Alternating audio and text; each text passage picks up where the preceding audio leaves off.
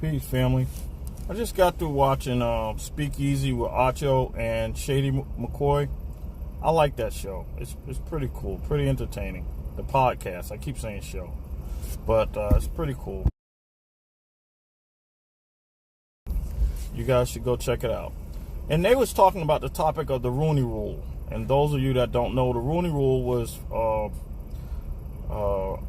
Art Rooney had made a rule, I believe before he passed, the previous owner of the Pittsburgh Steelers, that NFL owners and GMs have to interview a certain amount or have a quota to interview a certain amount of black head coaches whenever there's an opening, right?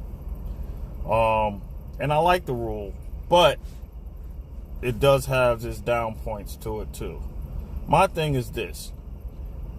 I know that you have to interview a certain amount of black head coaches, but how, like, when you're interviewing a head coach, do you already know in your mind you're not going to hire this guy and you're wasting his time? That's the thing about it that I just don't like, right?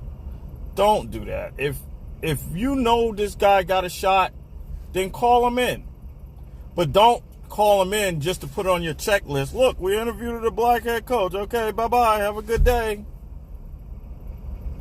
You're wasting the brother's time. It's bad enough we're always the first ones to get fired and the last ones to get hired. And in the NFL, it's a good old boy system.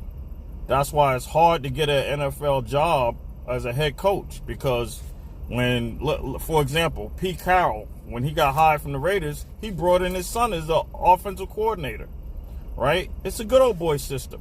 You're not going to get a foot in. And I think that they shouldn't waste these brothers' time. Don't make them look like fools to keep your Rooney Rule.